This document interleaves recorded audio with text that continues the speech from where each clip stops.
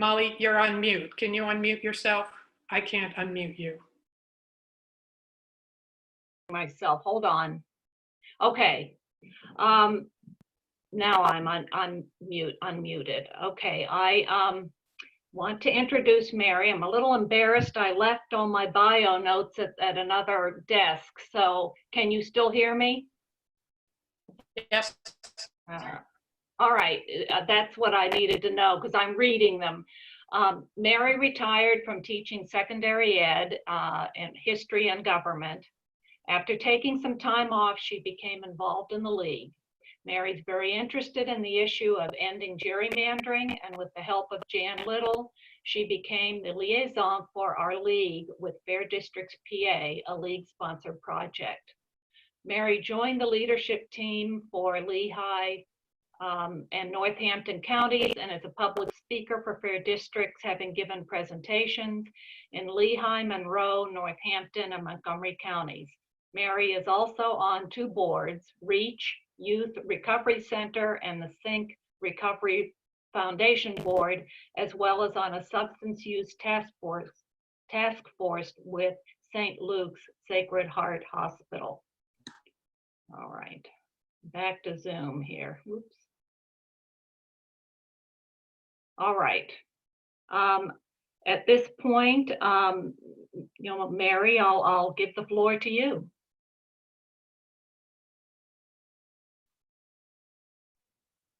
Okay, I'm going to get right into it. Gerrymandering is probably one of the most important issues we should know about, even though it's not high on the list, and you'll see why when I get into the program. Okay, all right, here we go.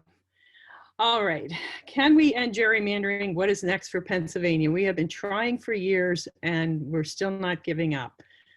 Here is something you probably recognize from your civics books in high school or grade school. This is the result of an editorial cartoon drawn by the Boston Gazette back in 1812. This is what the gerrymander became. It was named after the governor of Massachusetts, who started to redraw districts around Boston to get his buddies elected. And it has continued over the years. The first time this happened was not in 1812, but it was when Patrick Henry ran against James Madison for the first Congress from Virginia. Patrick Henry actually redrew the districts around Richmond, trying to get James Madison defeated, because Patrick Henry, as a strong Federalist, wanted to block James Madison from being elected to Congress and having to support the Constitution. His father, the Constitution, James Madison, was a Federalist, and if Patrick Henry had had some of the mapping technology we had now, we may have be living under a different Constitution completely. But gerrymandering did continue over the years, and this is the district where I grew up. This was the old District 7 down in Delaware County. You can see how it changed over the years, and after the 2011 map drawing, Donald Kicking Goofy is what this district became, and it became a symbol of just extreme gerrymandering all over the country. Okay.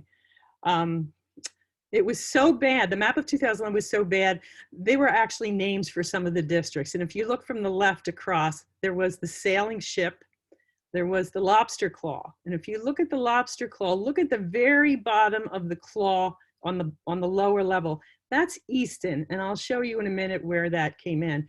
Of course, there was Donald Kicking Goofy, and there was the hammerhead. The Pennsylvania Constitution was very specific about how you draw these lines. Article 1 said all elections should be free and equal. Article 7 said when you draw the districts, they should be compact and they should be contiguous, meaning there should be no breaks in them. Well, when you look at the map, you'll see that wasn't the case. And one of the most important parts of this was that no county, township, borough, or whatever should be divided unless absolutely necessary. And you'll see we had a lot of divisions. Here's the map of 2011.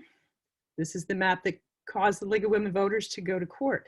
Out in the west, you see the sailing ship and the hammerhead, which pulled the suburbs of Pittsburgh into the rural areas. It split Erie County in half. When you look at the eastern part of the state and you look at our old congressional district 15, remember I said to look at that lobster claw, you can see where Easton was pulled out, and then we were extended all the way through many Republican counties and municipalities. And this one right here, Montgomery County, imagine this. Montgomery County was split into 5 congressional districts. So if you lived in Montgomery County, there were 5 different congressmen that were included in this county. And the crazy thing is, not one of them ever lived in Montgomery County. So this map was really bad. Then we had some research done by Harvard, by Princeton, by the Brennan Center for Justice that said Pennsylvania had 3 roadblocks to success. One is that we have among the most lax campaign laws in the nation. There is no limit on PAC money that can be raised for legislative or Senate candidates in this state. We also have archaic procedural rules, which I'll show you how that came into play. And we have gerrymandering. All this research says we're not going to get rid of the terrible campaign laws, the archaic procedural rules, and we're not going to get anything we want until we get rid of gerrymandering. And right now, according to Lehigh Valley Live, these are the top issues for Pennsylvanians: healthcare, COVID-19, the economy, property taxes, the environment, and of course, development and infrastructure. These issues are not going to go away in Harrisburg. They are not going to get settled. They're not going to be solved, no matter how important you think they are, as long as we have gerrymandering, because we have extreme partisanship. No one comes to the middle, and you have to come to the middle to get things done. And that is not happening in Harrisburg. So the League of Women Voters recognized this. And for many, many years, since the early 1990s, the League of Women Voters has been trying to end gerrymandering through legislation, through lobbying, and every step of the way they were stopped, every single step of the way. So in 2016, and this is when I met Jan, the League of Women Voters, the Pennsylvania Council of Churches, now they were involved because for 20 years they've been trying to get social justice issues passed in Harrisburg. Common Cause, and the Committee of 70, which is a good government committee, bipartisan, run by David Thornburg, who's the son of the former Republican governor, Dick Thornburg. These 4 groups got together, and Jan was in on these early meetings and understands how the fair districts came about. And they created fair districts. Now, for all intents and purposes, the League of Women Voters became the parent company of fair districts. Since fair districts is a nonprofit, all of our fundraising, all of the grants we get run through the League of Women Voters Education Fund. So we are very involved. Even Carol Kunaholm, who is the director of fair districts, was on the state board of the League of Women Voters for many years and is back on the board again. So this is how we began. Now, let's take a look at these maps that we've been hearing about for years, and I'll show you exactly what an intentional, partisan, unconstitutional gerrymandering district looks like. Okay, this is called the Turzai production data. Now, I'm getting a little bit into the woods, but I promise you I won't get too into it. These had to be turned over when we filed a lawsuit. The Republicans had to turn over just how they were deciding to draw their districts. And what they used was data mining technology. So what they did is they collected, you wouldn't believe the amount of information they collected. They looked at voter registration in neighborhoods. They looked at election results. They looked at values of houses. They looked at magazines that were being ordered to tell whether people were liberal or conservative. They put all of this together, and then they started to draw the lines and draw the districts and pick their voters. So if you heard what I said, we were not picking the legislators under this map. They were picking their voters. And this is Goofy Kicking Donald, and 5 counties were divided: Chester, Delaware, Montgomery, Berks, and Lancaster. And if I had more time, I'd tell you a story about this, but we don't. Okay, this was Matt Cartwright's district. This is just north of us. Remember I said, look at the bottom of the claw? That's Easton. Before the 2011 map, we were basically the ABE area. But in an attempt to keep Republicans in safe incumbent spots, they started to do what's called packing. They packed Democrats into certain districts in order to enable Republican districts to surround it. So Easton was pulled out of the Lehigh Valley. And then you'll see what happened to our district. Charlie Dent's district, then for 3 congressional elections, looked like this. If you look under the word Northampton, you see where that was pulled out and added to that lobster claw. And then Republican municipalities and counties were added all the way out to Dauphin County. So that Charlie Dent's district ran from the Delaware River to the Susquehanna River. And this was definitely, the purpose of this was to keep him safe. He had an 8-point advantage before any election even started. In 2012, he overwhelmingly won. In 2014, he had no opponent. To have no opponent in a congressional election is a sin. I mean, it really is. And in 2016, that was when the League of Women Voters and Common Cause started to really look at the results of what was happening. This was one of the most egregious redistricting. This was District 16, it was Ryan Costello's district. What they did here, in order to keep the districts around them Republican, solidly Republican, they added the city of Reading. That's what that blue island is up there. Barely contiguous if you look how it was connected to the rest of the district, and a tiny bit of the city of Chester. What this did was enable the districts around there to be solidly Republican, but what it hurt was the city of Reading. The city constantly was fighting with Representative Costello to come up there and hold office hours, to care about their situations, to care about the minorities and the poverty in the school district. And it was just an ongoing fight because basically Ryan Costello's constituents were mainly in Lancaster County. His constituent money was basically in Lancaster County, so he didn't go up there very much. So this, what I want to show you now is the result of those elections based on districts drawn like that. This is called seats to votes. So in 2012, 2014, and 2016, Democrats and Republicans voted about evenly. In 2012, it was 51 to 49 Democrats. In 2014, it was 51-49 Republicans. And in 2016, it was a little higher because of the Trump election. But what I want you to look at is the green bars after each of these elections with 18 districts. And if you split the vote almost 50-50, you would assume that you would have 9 Republican districts and 9 Democratic districts. But that wasn't the case. The seats that the Democrats were awarded represented only 28% of the vote, and the seats the Republicans were awarded was 72. So Democrats were underrepresented in Congress for 3 congressional elections by more than 20%, and Republicans were overrepresented by more than 20%. So if you look at that seats to votes, keep that in mind while I explain what happened next. So in 2003, there was a lawsuit when Rendell was governor. That was after the 2001 map was drawn. It was gerrymandered, it wasn't as bad, but there was a group from Pennsylvania that filed a lawsuit based kind of on this, you know, the seats to votes. It went all the way to the Supreme Court. The Supreme Court said, yes, it's gerrymandered, but no, we're not going to do anything about it because we can't tell how gerrymandered it is.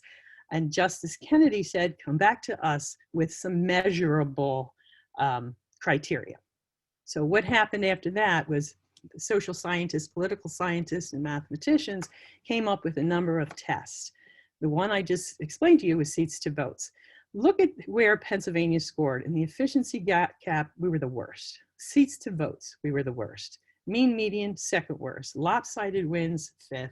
And simulated elections, where they kept running an election through the computer, we were the 3rd worst. So if you gather those all together, we were just about the most gerrymandered state in the nation. And that led the League of Women Voters to file the lawsuit with Common Cause. We had 18 representatives, 1 from each congressional district. One of them was Tom Ulrich, who, he's a member of our league, and he's also very involved with the Bethlehem UU Church, and many of his Friday night programs, we were there, and Jan and I tabled at many of them. So they filed a lawsuit, and this was important. At the same time, North Carolina and Wisconsin had filed lawsuits, but they filed it based on the US Constitution and in federal court. Very intelligent decision for the Public Interest Law Center to file it based on our Pennsylvania Constitution and in state court, because our Constitution, our Pennsylvania Constitution is very specific, much more than our federal Constitution. So this is what was going on. Every week, every month, I would get up and say, this is what we're doing in fair districts. This is what we need you to do.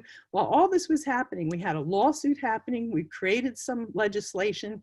Fair districts was growing. We had our own charter now in Lehigh and Northampton County, and we were busy. While I was talking to you about everything that was happening, this is some of the stuff we were, oh, wait a minute, no, I'm ahead of myself.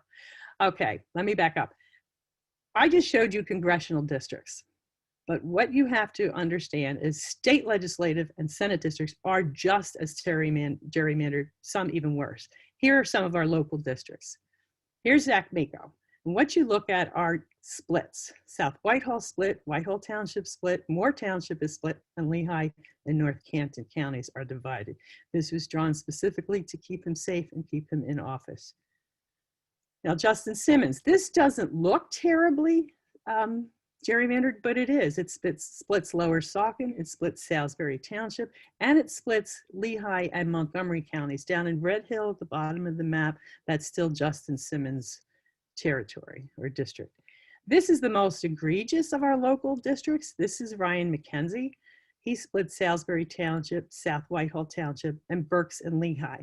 His district goes all the way from the western areas of South Whitehall all the way out to west of Kutztown. There's a reason why he never wanted to sign on to any of our legislation, because he didn't want to disturb the gerrymandered safe district that he's had for a number of years. And this is Jean McNeil. Now this was a sample, if you could see how it was divided up, of packing some Democrats into there, pulling them away from some of the districts around them, like Zach Mako's and Marsha Hahn's, so that the areas north of her wouldn't have many Democrats competing for space.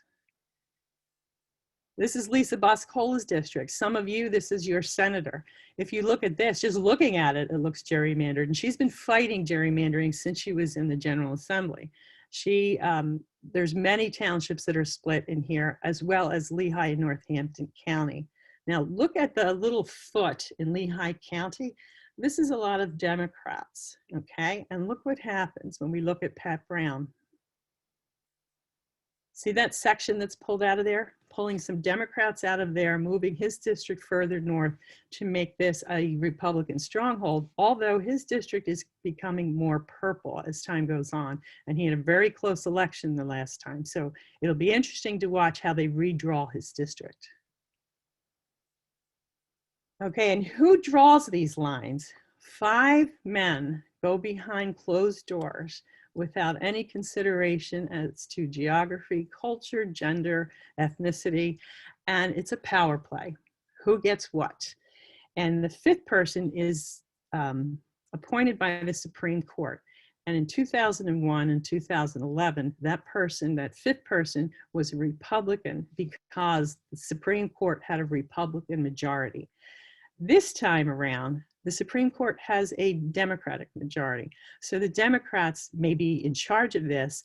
And, you know, we also have to watch that they don't play let's get back at the Republicans now, which is something that some of them want to do. And some of them believe, no, we should make it fair. But we'll have to watch and see what happens. What our bills wanted to do was to create an independent citizens redistricting commission, get the legislators out of the business of drawing districts, because they were drawing districts by picking their voters. So if we had 4 Democrats, 4 Republicans, 3 independents, and a lot of criteria like who could be on the commission, who couldn't be on the commission, how you would draw the maps, how you would settle on which map to vote on. Once you voted on it, it would become law. And this had a lot of support. Half of the General Assembly supported this. While that was going on, this is what we were doing. This is where the part that I skipped ahead to. Every week or every month when I would report to you, we were building support across fair districts. We were tabling. We were lobbying legislators both here in the Lehigh Valley and in their offices in Harrisburg. We were holding presentations and information meetings, and we were attending hearings in Harrisburg. We were also getting people to sign petitions. We had over 100,000 signed petitions. And in some of our local districts in the Lehigh Valley, we have an awful lot of residents who have signed this petition, who understand gerrymandering and understand why they want it to be ended. We have letters to the editor. We received support from over 390 municipalities, realizing when municipalities are split, and like Salisbury Township has 3 different state legislators that feed into Salisbury Township. So whenever they want to get something done, they have to contact 3 state legislators and hope that those 3 legislators will work together to bring grants or whatever they need. We also went to rallies in Harrisburg. The one rally we went to in 2017, we had between 800 and 900 people in the rotunda of the Capitol. Since then, they passed a bill that you can't have that many people in the rotunda because it's not safe. I think we actually shook up some legislators in Harrisburg. Okay, getting back to the lawsuit, we won the lawsuit. And the bottom map is what was the result. The Supreme Court asked the Republicans to redraw their map. They asked the governors to submit a map. Supreme Court was not happy with either one. They hired a master and they drew the map. And if you just look at it, you can see that it's more compact in the districts. But what you really should look at are the number of splits. In the map that was drawn in 2011, 28 counties were split and 68 municipalities. Look at what the Supreme Court did. 13 counties were split and only 19 municipalities. That was amazing. Not everyone was pleased or happy or thought it was perfect, but it was much, much better. Okay, so the legislation for the Independent Redistricting Commission, when I mentioned archaic procedural rules, we had over 100 of the 203 members of the General Assembly signed on as co-sponsors. We had a lot of support from the communities, from municipalities, and whatever. When this bill, 722, reached the State Government Committee, it sat there for months. The chairman at that time was Darryl Metcalf. One state government chairman, was able to call for a vote with less than 24 hours notice, which was against House rules. He gutted the bill. He added over 200 amendments, and it died. It absolutely died. So with 100 legislators in support of it, it only took one state government chairman to say, it's not on my radar, it's over. At the same time, the Senate passed it out of committee. They passed it on first consideration, and on second consideration, they added an amendment, which is coming up again right now as a bill. They wanted to add 7 judicial districts. They were upset that the Democrats had a majority in the Supreme Court. They wanted to get more Republicans on the courts. They wanted 7 judicial districts that they could gerrymander and then basically bring too much politics in the judicial branch. Okay, so what happened in the summer of 2019, fair districts had to go back to work because those bills were dead. We didn't have anything working for us at that time. And what they did is they came up with a new set of bills. And I'm just going to go into it very, very quickly. It's House Bill 23 created this independent commission. It gave directions on how congressional districts should be drawn. It denoted how you could, or what you had to do to be a member of this commission. You couldn't be a lobbyist, you couldn't be a staffer, you couldn't have held office in 5 years. All of that housekeeping stuff was in House Bill 23. If that got passed, it was just a change to the Pennsylvania election code and we would be clear sailing. House Bill 22, however, had to change the way legislative and Senate districts were drawn, and that was the constitutional amendment. Now, about a month and a half ago was the first time you saw constitutional amendments in the newspaper advertising them. Those bills had to be passed by a certain time to fit the advertising schedule. House Bill 22 didn't meet that schedule, and it was done on purpose. House Bill 22 and 23 failed. The state government chair, Garth Everett, held only one hearing. There was no follow-up hearing. COVID-19 hit, and he used this basically as an excuse. And this is the fact. The state government committee, after Harrisburg shut down, kept coming back in May and June, writing a number of non-essential bills with no grassroots, no legislative support, all in an effort to reduce the power of the executive branch. and to try to stop some of the actions that Governor Wolf was taking.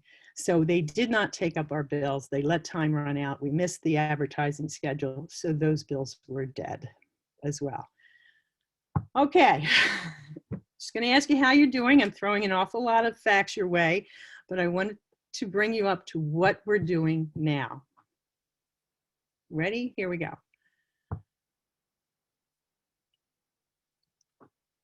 Okay, what is LACRA?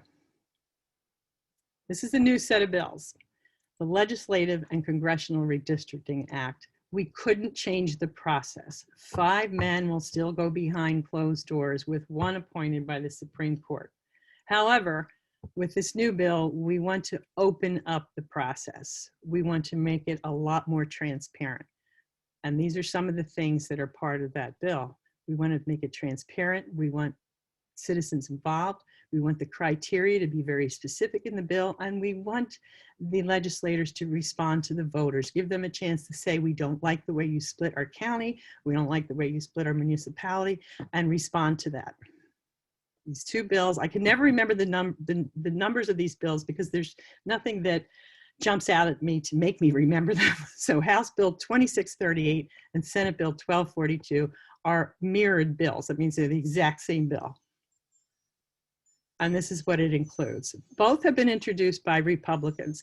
And I have to tell you, I've been pretty heavy on the Republicans, but they have been in charge. Had the Democrats been in charge, we might be saying the same thing about Democrats. But right now, there's a lot of Republican legislators who are really tired of the games that are being played. They go to Harrisburg, they want to get things done, and they're stopped by their own party leaders. So both of these bills have been introduced by Republicans, and it calls for all meetings to be public and live streamed, to be held at convenient times for citizens, to hold multiple public meetings in different areas of the state. And they've asked the Legislative Data Processing Committee to create a friendly website, have hearings before and after the plans are reviewed. And then if they have to split counties, there's no map that will be without splits. But when they have to split something, they want it to be in a written report explaining why. They must follow the Pennsylvania Constitution, which I think is ridiculous that you have to put that into a bill, but they didn't follow it the last time they drew the lines. You may not purposely protect incumbents, or you may not purposely discriminate against incumbents. And you have to have clear and measurable criteria, which I think this is going to be kind of a sticky issue if it comes up for debate. And the big thing is, if you love working on computers and you love the software to create a map, you can submit your own map.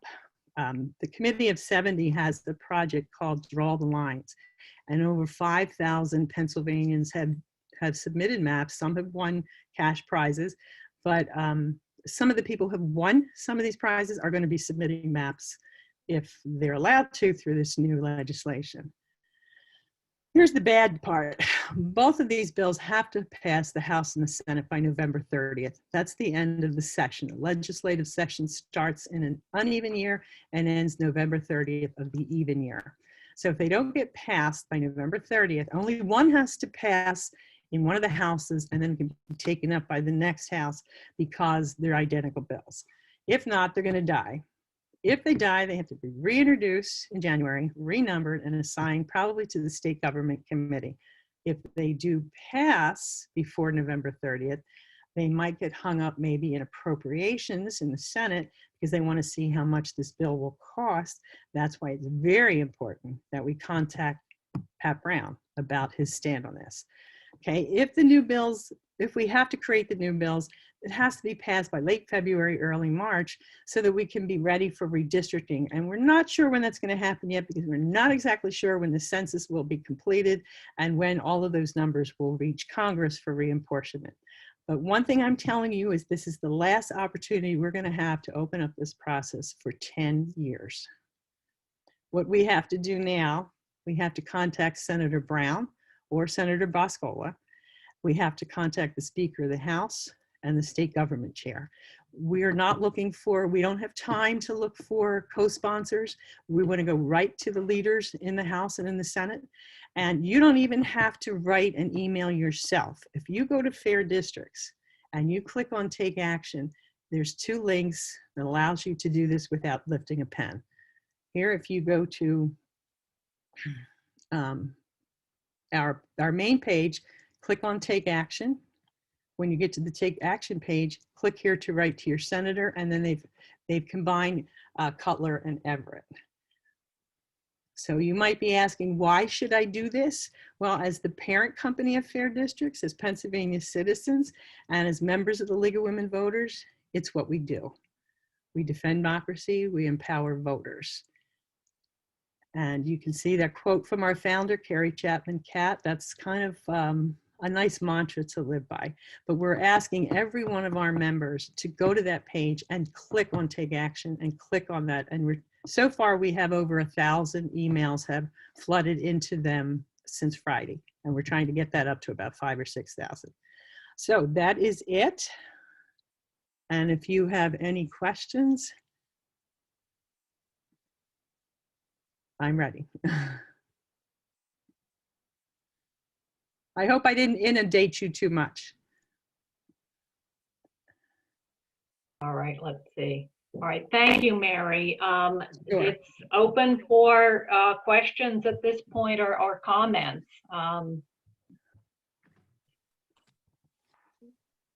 I guess raise your hand.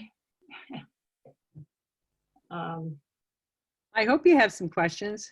That was a lot of information. I see Fran Durhammer. Fran? Okay. Fran, can you unmute yourself? You're trying to. Okay. She looks unmuted. Mary.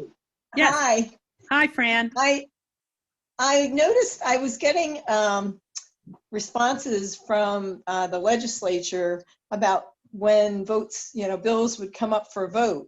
And it said one of the bills, and I think it was a Senate bill that came up and it was amended, but then that was the end of it. What happened there? It was voted out of committee, and then if it goes to the floor, they'll have what's called a first consideration, and we're hoping that no amendments are added to that. What they did add to one of our last bills, if you remember, was creating 7 judicial districts. Well, they took that off, and now it's a bill which has passed once already, and it looks like it's going to pass twice, and we may wind up with 7 judicial districts, which is another thing to gerrymander. We're waiting to see. There's not a lot of days left in the session. Pretty soon the Senate is going to be leaving before the election, and they come back. They may be called back for a little bit in November, but if they're not called back and it's not completed, then that bill will die. I know. Frustrating. I see Ken.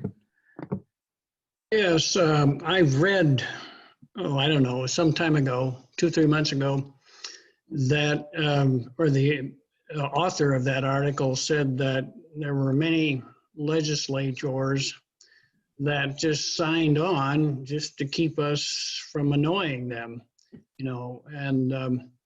and so we have a lot of sponsors, but a lot of nothings as well. What's your take on that? Do you know if that happened or not, or no? Yeah, there are definitely some legislators that will sign on just so you stop annoying them. The thing to watch, though, is when the votes come down to the floor, who votes and who doesn't, and then to call them out on that. The problem with that is you don't know how many signed on just to shut us up, so to speak. But I do know, after being in Harrisburg and talking to some of the legislators, there are a lot of legislators that really want to see gerrymandering end because it's blocking their work. They can't get the things done they want to get done. There are definitely a lot of legislators on both sides of the aisle that really believe in the job they're doing, and they want to do good things, and they know that, like, senior citizens are waiting for property reform. They know that the schools we are 47th out of 50 states in how well we fund our schools, how equitably and how fair we fund our schools. And those things aren't getting done. And when they go home, they basically catch hell from their constituents. So a number of those co-sponsors are real. There are a few, I will admit, that co-sponsor just to get us off their backs or to look good. And then when it comes down to it, they do what the party tells them to. That's right. Yeah. You have some more questions?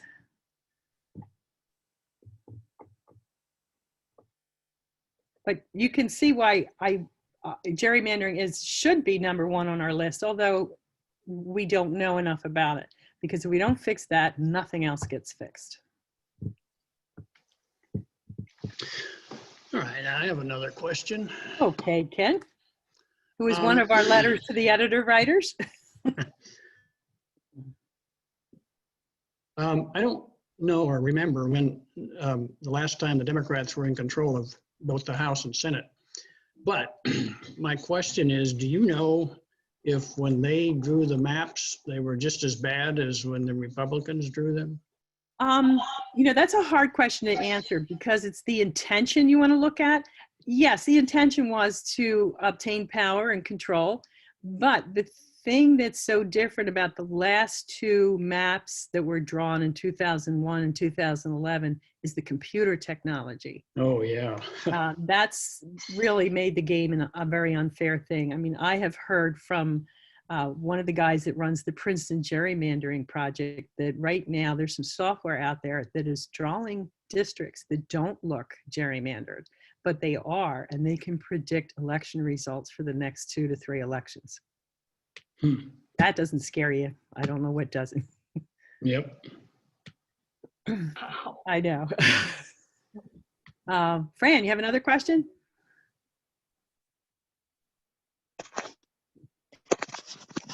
So what stops this perpetuation then? Because if the Democrats do get, majority, they're going to want to do the same darn thing, in gerrymandering, and maybe even more so because they've been, stuck like this. How does this ever stop? Well, that's why the last set of bills that we've introduced, we want to open up the process. If they have to hold these meetings in public or live stream them, or they have to have citizen engagement in these meetings, then there's going to be a lot of eyes on the process. And it looks like right now that the Democrats will be in charge of the process because there will be 2 Republicans, 2 Democrats. And if they can't agree on the 5th, which they never will, the Supreme Court will pick, and they will pick a Democrat. So the Democrats are aware of the fact that there's a lot of eyes. They've been complaining about it, but there is that faction in the Democratic Party that wants to say, look, it's time for paybacks. We're not going to change anything until we get to even the score a little bit. And that's a tough thing because there's even Democratic legislators who are saying, we really shouldn't do that. Let's just change the process. But I think with a lot of eyes on it in a public meeting, that's why this bill is so important. If we can't change the process, let's at least open it up so we see what's happening. And so my response then is these Republicans are going to try to stop at every chance they can get to not have that bill go forward. That's one thing. And the other thing is the 35 Republicans offered a resolution in Harrisburg trying to impeach one of the Supreme Court justices who's Democrat. Now those 35, I know it's ridiculous, but those 35 Republicans are very much to the far right. None of the leaders are on that list except for the state government committee chair, which is Garth Everett. So I don't think that will go anywhere, but the idea is if they can impeach him, maybe they can hold a very quick election before redistricting and maybe get a Republican on the Supreme Court, which will still make it 4-3, instead of 5-2. So yes, they are trying. And what gerrymandering has done, it has made power the bottom line, not serving the people. And even if the Democrats had been in control this time, the same thing may be true. But we want to get away from the power and we want to get more responsive to the people, the will of the people. Our will is not being heard in Harrisburg. Yeah. Well, thank you for all that you do. I just want to mention that you just have done phenomenal work, and well, so have you, Fran. You have helped quite a bit too. I'm just scratching the surface, but I wish I'd gotten involved sooner, and I wish I had been involved longer. But I don't understand how you can keep going on with the frustration over and over again and then come up with another possibility. So I'm impressed with the work you've been Well, I'll doing. tell you, there have been some tough days. When Carol Quinelholm, she's held a number of Zoom meetings for us. And if it wasn't for her, I think a lot of us would have been ready to throw in the towel, but she said, keep fighting. You don't stop. Thank you. Thank you. We'll do this sometime. Yes. Yes. Everybody go home, go on your website. Well, go home. You are home. Go on your website, hit take action, and at least get those emails out. And let's get that number up and tell your friends too. Right. Can you do it more than once? Huh? Can you do it more than once?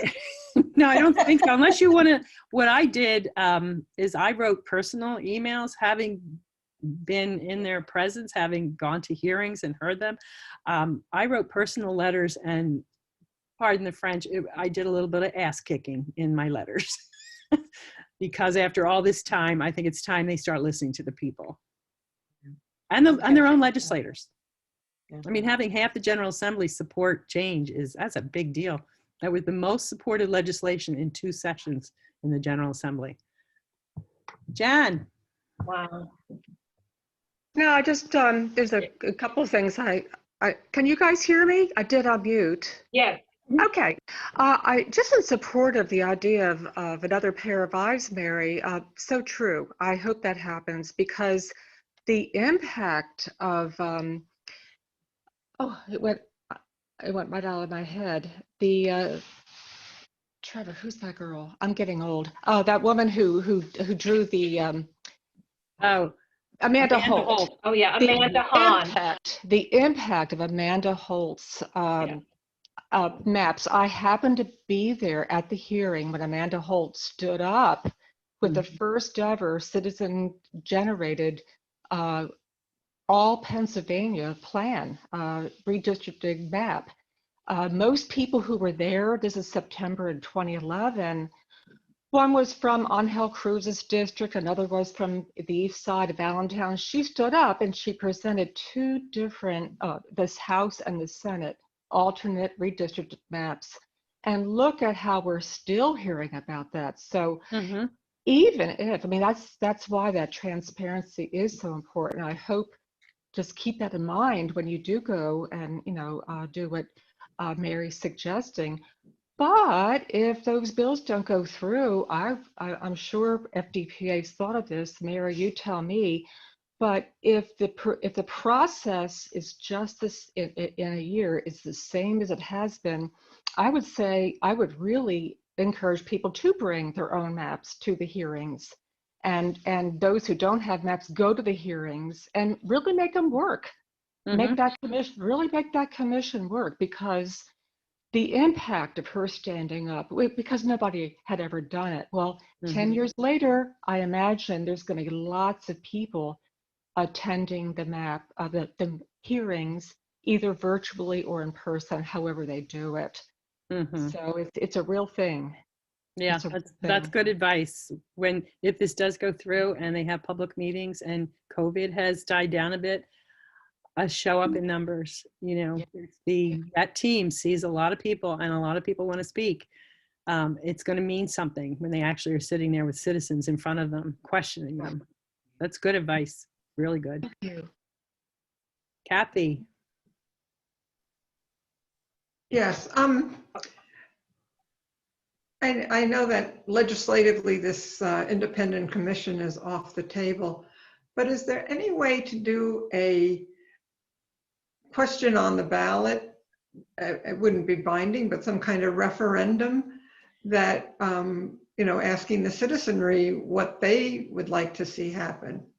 Well, that's one of the problems with Pennsylvania. If we could get rid of gerrymandering and we could get rid of some of these safe legislators who keep going back and not wanting to change anything, Pennsylvania does not have initiative and referendum. We can't put anything on the ballot. Other states can. In Michigan, they did begin to change the process because they have initiative and referendum, and they had 900,000 people sign up to change the way they drew their districts. We can't do that. We are in a stranglehold because it has to be a constitutional amendment. It has to pass 2 sessions. And that's what makes it difficult. If we don't get on the ballot, because those in charge right now, or those who have, as Lisa Boscola says, the power of the pen, they can hold it up. And that's what they've done. They know it's wrong. They know it should be changed, but they hold it up because they can.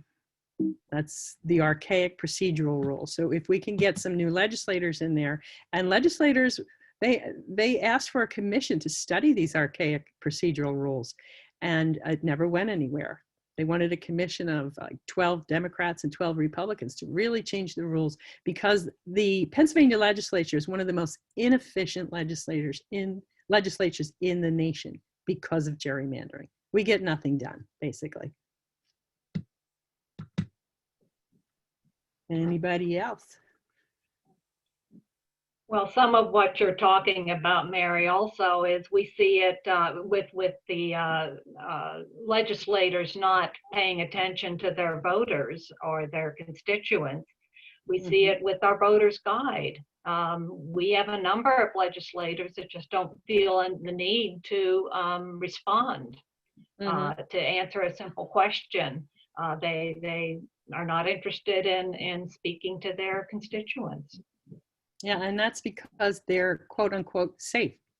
Their districts have been drawn to send them back to Harrisburg election after election. And what I find so sad, and this would be the same even if it was reversed and it was Democrats who were gerrymandering, when you meet people that are running for an office and they're using $30,000, $40,000, $50,000 of their own personal money, and they're doing everything that you should do in a campaign. They're out in the public, they're looking at the issues, and their opponent won't debate them. Their opponent won't answer. Barb can attest to that, you know that. And then those people who don't answer, who don't campaign, win with 60% of the vote, having not lifted a finger in their campaign. That's undemocratic. It's sad. It shouldn't happen, but it happens, and it happens in this area quite a bit. And we've all heard people say, if you're going to not respond to the voter's guide, then I'm not going to vote for you. And I think that's what it's going to take on a larger level, of course. And I think that's why I think it was so smart of our national level at the league to say, it's time to put out those press releases saying the league tried. We tried to do our job, and this is what we tried to do.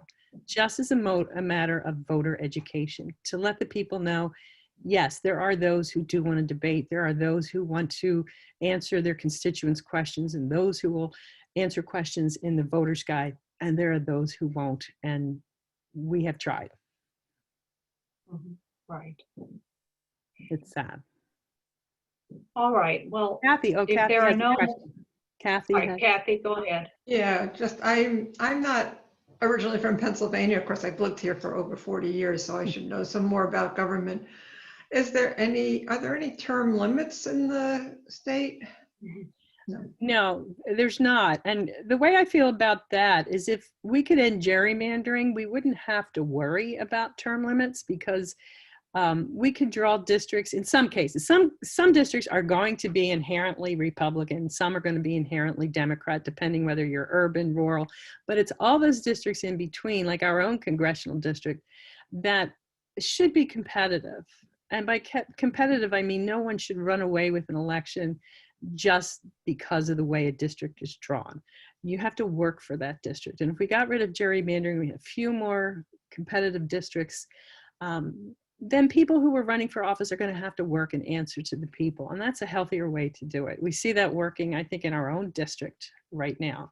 And it's just a better way to go, instead of protecting incumbents, because those incumbents are not, and it's funny because a lot of those incumbents, and you look at our local area, a lot of those legislators do not have really intense legislative capital or political capital. They haven't done a whole lot in Harrisburg, really. When you look at some of the bills that have been passed, some of the things that we need, they're not doing a lot of work. And sometimes it's because they're not being heard. And sometimes it's because they know they're safe. They're going to go back. Like, I don't have to debate anyone. I don't have to answer the voter's guide. I'm going back to Harrisburg. So that's what's so sad about it. And like I said, if the tables were turned and the Democrats were doing the same thing, we'd feel the same way. So it has to stop. All right. Well, thank you, Mary. Surely. It was an informative and a somewhat depressing talk. I'm sorry. And like, I'm hoping it was inspiring to get out there and. well, right. And like Fran said, I also want to thank you for all the hard work you've put into making the voting process fairer. Let me just end with a few housekeeping items. Our next hot topic luncheon is Monday, November 9th, and it will be another very current topic. Vicki Kistler, the director of the Allentown Department of Health, will speak on work being done by her department in a variety of areas, which include the COVID-19 pandemic. And as far as the league business goes, our voter's guide was published in the morning call on Thursday, October 1st. And as happened in the primary, the morning call was cut back drastically in the amount of extra guides that they produce for us. So again, your board chose not to mail guides to you, our members, but instead to distribute the limited supply to libraries and public venues. But you can access the guide on our website, on the league website. So I'd like to thank you for joining us and have a good rest of the day. Thank you. Goodbye, everyone. Thank you for being such a good audience. Thank you. All right. Bye-bye. Bye-bye.